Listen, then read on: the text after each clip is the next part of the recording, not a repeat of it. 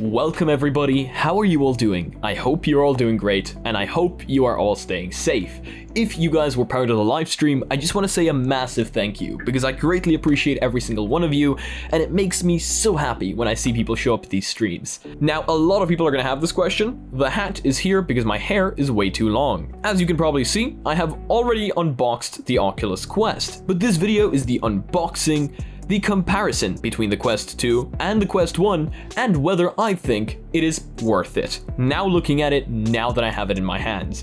So without further ado, let's jump right into the unboxing, which was streamed live. So I hope you guys really enjoy this. There were a few mishaps, but I personally think it's super enjoyable. This video will have a lot of information in it. I welcome everybody that is new to the channel. I hope you enjoy this video. Welcome to everybody in the live chat. Hello, thank you so much for joining me. We're doing this live, we're doing this together. This thing came multiple hours ago, but I was like, no, I promised them a live stream.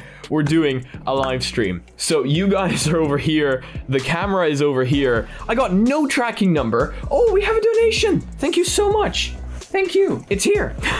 It arrived during college, and I was just like, wait a minute, this thing wasn't supposed to arrive yet, but it's here. So we're gonna be doing an unboxing, but just before we do an unboxing, first thing I wanna see is how much smaller this box actually is than the original Oculus Quest box. So I'm gonna go grab that. Okay, so we've got the original Oculus Quest box. As you can tell, it's roughly half the okay, I was wrong. It's slightly more than half, but it's a lot smaller. The box is looking kind of nice. I'm gonna show the box to you guys from every angle, even though you've probably seen this multiple times. We've got the name up here. They've gone with quite a different box strategy than they did with the last one. Quite a different box strategy. Let's begin the actual unboxing. So I'm gonna stay quiet and we're gonna see if we can get that. Okay, that didn't do anything as satisfyingly as I thought. Let's try peel this. Let's try peel this, right? I'm gonna stay quiet and we're gonna... Ta-da! Okay, so we've gotten just kind of sort of a pure cardboard box, nothing else. Gone with quite a different strategy. Okay, still opens very nicely though, so if you guys check this out, it does kind of have a flap that makes it close if you do want it to close. So pretty nice. Okay, looking kind of different on the inside. I want you guys to see this. Look at that. Look at that. This is completely different to the other one right there. It shows you exactly how to set up the controllers, the headset, and how to put it on your head right there. Bill's coffee onto Oculus Quest 2. Oh, we've got another donation. Why is somebody outside screaming my name? What's up?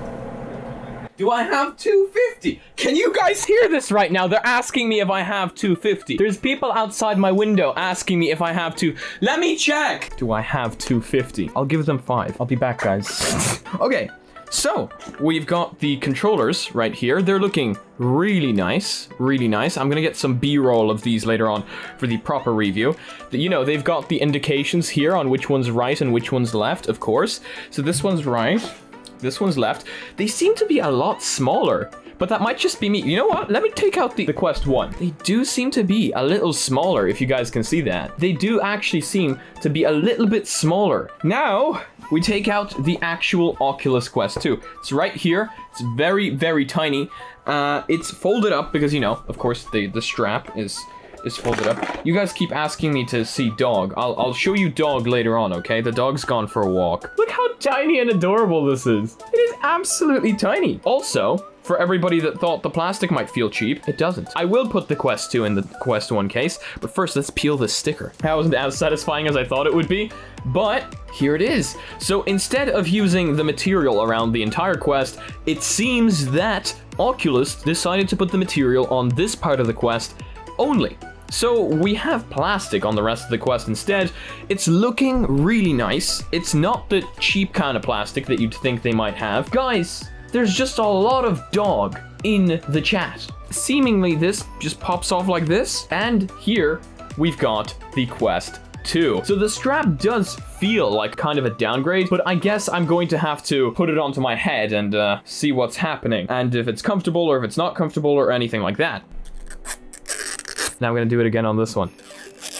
Yeah, nice. Chat gets it. And let's check this out. Okay, we are Wow, that is a lot sharper. Move the lenses. Oh yeah, so you physically move the lenses around. Please stay seated for setup. Whatever you say.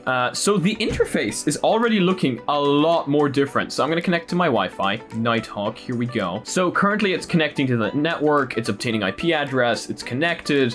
Let us continue. Okay, so now we're watching the video. Let me bring the volume up so that you guys can hear it. Choose your safe surroundings and clear your play area. Impossible. Use indoors only. Okay, so this time they said it. Clearly people didn't listen to them last time, so they decided they needed to say it this time. Choose appropriate content. Yeah, that's also questionable. I mean, I don't know.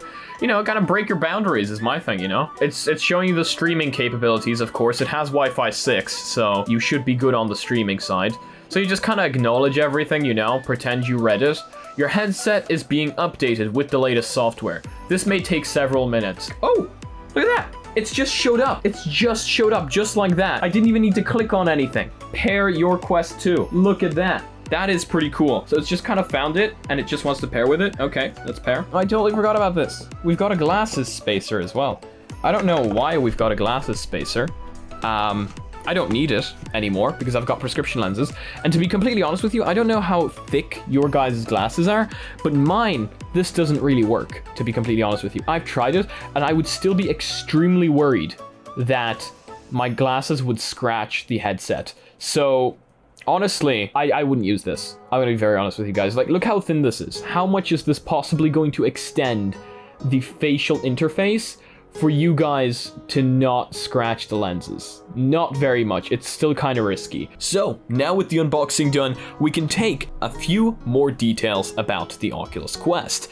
As you guys can tell, I was forced by the stream to install all the accessories onto the Oculus Quest 2 without properly making a video on them. But hey, what don't I do for you guys? Community is always number one. So as you can probably tell, we already have the VRCover installed. The VRCover is something I was sent for review by VRCover, a company that makes an extremely high quality virtual reality facial interfaces. Now these are super high quality. The one I'm holding in my hand is a kind of foam interface, and I got two of them, one thicker, one thinner. I personally am rocking the thinner one right now, and it's extremely comfortable. It pushes my face back just that little bit from the Oculus Quest, allowing me to have my stupidly long eyelashes away from the lenses a little bit further, which personally makes my experience with the Oculus Quest a lot better. Whether I think this is worth it, we'll answer that in just a second, because now moving on to the new Oculus Quest facial interface, I think this is absolutely great. Now, of course, it is not as replaceable as the VRCover one, but it is actually a lot more comfortable than the Quest 1. It seems to be made out of a more foamy material that is seemingly going to capture a lot of dust,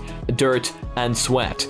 Thankfully, as I said, you can take it off, so this should mean that you should be able to wash it. So looking at it that way, it's actually really comfortable. So why should you get the VRCover? Now again, they have sent this to me, and the link in the description is an affiliate link, so if you guys want to support the channel while getting yourself your VRCover, please use the link down in the description. Helps me out, doesn't cost you anything extra. Let me tell you a few advantages over this one, now that we know that the one that comes with this is actually a lot better than the Quest 1. This is replaceable, so if you are sweaty and you want to give it to a friend, or you want to swap it out with somebody's, you can actually just take this right off and put on a replaced one, because you do get two in the package. Now, this is also made out of a nice material, so it allows you to just wipe the sweat right off. On the one that comes with the Quest, the sweat will stay right on it. And as an additional bonus, you get a nosebleed guard, is what I'm going to call that. Actually, that's a horrible name. Let's not call it that. You get a nose light bleed guard, which completely blocks light bleed from the Oculus Quest 2 entering through where the nose hole is. The facial interface that comes with the Oculus Quest doesn't have this, so this is a massive bonus. I've always thought that VRCover's facial interfaces were great, and this one is no exception. Now, the next thing that I personally installed, but live chat told me not to, was my Vidmo VR lenses. Because your prescription lenses, if you're like me and you're blind without glasses, actually will fit from the Oculus Quest 1 onto the Oculus Quest 2. They fit without an issue, and I personally am keeping them on here, because the resolution bump is just so amazing that it is better without my glasses than it was on the Quest 1, but with those prescription lenses, I can see that the screen door effect is pretty much entirely gone. This is amazing, because the screen door effect was there on the Quest 1, while on this one, I cannot see it. I tried finding it, but the pixel density is just so high that I just can't.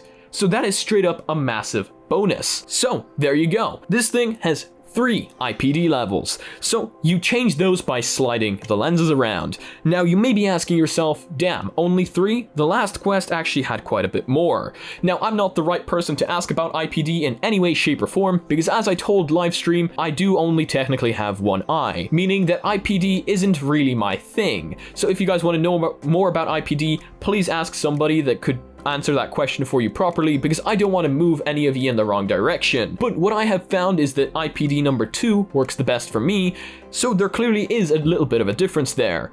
If you are thinking of buying this headset, please adhere to the guidelines that Oculus has given you when it comes to IPD, because you don't want to buy this and then be very disappointed that it doesn't fit your IPD. Then again, it might just do that. So please ask a lot of people around. A lot of people have different opinions about the IPD slider, but again, I'm not the right person to ask about that. So let's move on to the physical differences between the two headsets, because they are quite a bit different. First thing that I noticed, and I showed this to my mom and she completely agreed, yes, my mom was actually here live because live chat wanted a mom reveal. So she was here. Hello and bye. First thing that you notice straight away when picking this thing up, and the box of course, is it is a lot smaller. Well, it looks a lot smaller, it's actually not that much smaller. It is, however, quite a bit lighter. So, looking at these headsets side by side, we can see that the Oculus Quest 2 is actually a little bit thinner. So the width of the Oculus Quest 1 is actually quite a bit longer. It's also a lot heavier in the hand once you hold it. Now this might also be due to all the accessories I have on it, but I tried taking all those off and it was still quite a bit heavier. It is a lot lighter, which is a massive bonus because that big issue of putting it on your head and it being front heavy is pretty much almost gone. Now a lot of people like to criticize this strap, and I personally actually criticized it quite a bit at the beginning before I got a hold of this. But I am happy to say that this strap is actually really nice. If I had known this, would I still have bought the Elite strap? Probably, because number one, the Elite strap still fits in the case, which was my main problem with the mods for the Oculus Quest 1. They didn't fit in the case. And number two, it has a battery in it, which is really exciting. Now, that battery doesn't allow for pass-through with the Link, but I will be trying a few things to figure that out, so stick with me once that arrives, because it hasn't arrived yet. Going back to this, it is actually really comfortable. I was one of the people that at first criticized this and had big worries about how comfortable this is going to be. I really like it. So, should you be worried about the strap? Not sure. Again, it kind of goes with the shape of your head. If your head is a weird shape, this might not fit just as well. Some people have been saying this is going over their ears and scratching their ears and that it hurts, but here's the bonus side. With the Oculus Quest 2, you have the option to change that officially. You didn't have that option with the Quest 1. Of course, it does come at a larger cost, but that cost isn't that much more. If you want to buy the Elite head strap without the battery, you're only going to be paying about €50, which isn't that much to increase comfort on a headset like this. Now, looking at the front of the two headsets, the cameras are placed differently, and not only that, they are actually smaller. What is the meaning of this sorcery? Well, the cameras are actually more powerful, and therefore they are placed in slightly different locations to get a wider field of view, for them to be able to see much more and much more accurately, which is absolutely great. And from the little time I have had with this headset, that seems to work really, really well. The button is now placed on the side right here instead of being on the corner, and I have so many times tried to press the wrong location, but that is just a matter of getting used to. The headphone jack is still at the left, and so is the charging port, but now they are no longer on the side, which is what I'm going to call this. They are now on the side, and not the side, which means the charging should be a little bit better, and it should be a little bit harder to break that connector, because multiple people were having issues with breaking that connector off when they were trying to charge the Quest 1. I will still be getting a magnetic connector for this very, very soon, so that I don't do that by accident, but so far, this looks like a pretty big improvement. Now let's move on to the elephant in the room, the color white. Why is it white? Well, the simple reason is I don't know. However, I do like it. Now looking down at the very bottom, we have what seems to be dual microphones and the volume buttons. The volume buttons have stayed in the spot they were at, which is great because I like them in that place. I'm used to them in that place and they just seem to work really well there. But the color white might also be a problem. Number one for scratches and number two for sweat, dirt, dust, and just being dirty overall. Now, the head strap is white, which again is going to attract sweat certainly, but it is removable, so therefore it might also be washable. Whether it is, I don't know. That is something I will need to try, but it certainly doesn't seem that big of a deal, and of course, you can replace it, as we have talked about. So keep that in mind if you're worried about the white being sweaty or dirty. Well, the head strap is definitely one of those things that will become so. At the very top of the strap, I just noticed it says, "Warning, to reduce risk of personal injury, discomfort, or property damage, read all health and safety warnings." Let's just say I did that. So let's look at the two headsets side by side and examine their physical differences. We've already talked about the cameras in the front. They seem to be in slightly different places and smaller. Cool. Now, looking at the bottom of the headsets, we can see that the volume slider is actually still in the same location and seems to be roughly the same size. Looking at the other side, however, the IPD slider, the physical IPD slider, has been removed, which is a massive disappointment to a lot of users. Now, looking to the side, which is the left side, we can see that the headphone jack and charging port are still on that side. However, the last Quest also had another headphone port, which is not there on the new Quest. So any dual headphones that you bought for your Quest 1 will unfortunately not work with the Quest 2.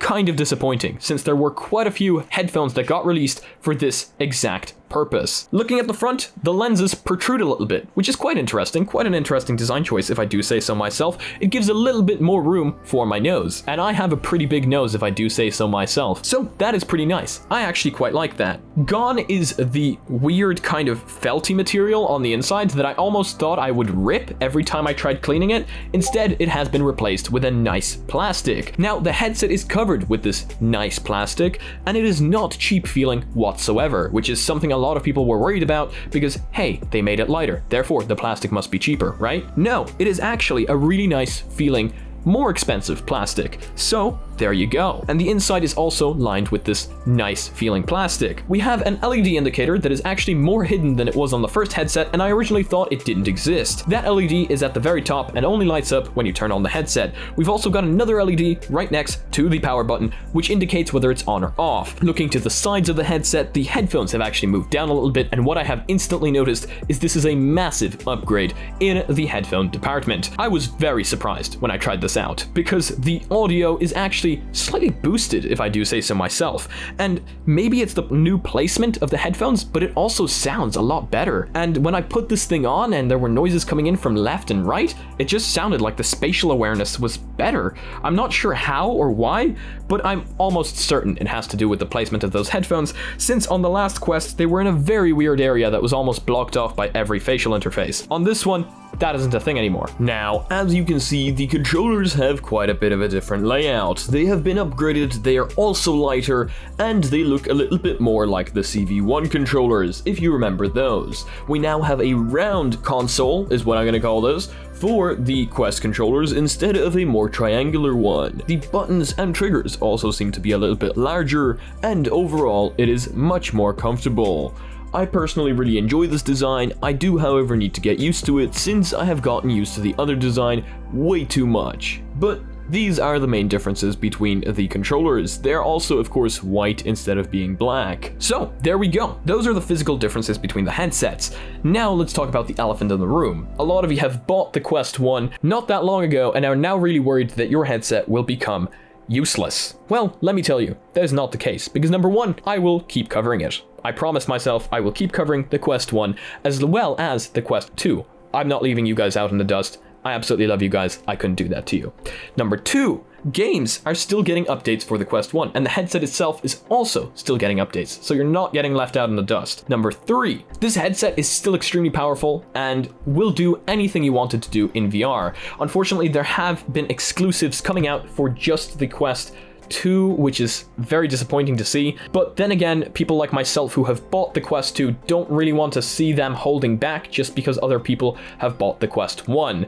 But I do understand the disappointment of the Quest 1 owners, and I am with you on that angle. However, do I think that it is worth it buying a Quest 2 if you've just bought the Quest 1? Not really. You've spent a lot of money, and if you have that money, sure, go ahead. But if you can't sell your Quest 1 for a decent price to get the Quest 2, I don't think it's worth it, because you're still getting most of the games on the Quest 1 that you could be getting on the Quest 2, and you're still getting updates to those games, firmware upgrades, and a bunch of really cool features. This is still a great headset. honestly, as I said before, it can still play most of your games, and you really shouldn't be that worried about it. I'm gonna keep covering it, and if there's any mods, which surely there will be a lot of mods still coming out for this thing, I will cover them, so don't you worry. Now, however, if you have not bought a headset yet, nowadays it's quite clear that if you don't have a headset yet, this is the go-to headset. Now, that is, however, unless you can find one of these really cheap, because they are going for super cheap right now. So if you can find one of these for like $150, it might be better to go for one of these than one of these, because that price is absolutely insane. So it all kind of depends on the price category and what you guys think. But that is going to be it for today's video. I tried making this one slightly bit more professional, especially since we had the live stream just there a while back. Thank you all so much for coming to that live stream yet again. I hope I answered a few of your guys' questions. If you have any more, please put them down in the comment section below. We might do a live Q&A, who knows? And if you guys liked this video, please give it a like. If you disliked it, I guess this button works too. But please tell me why down in the comment section below.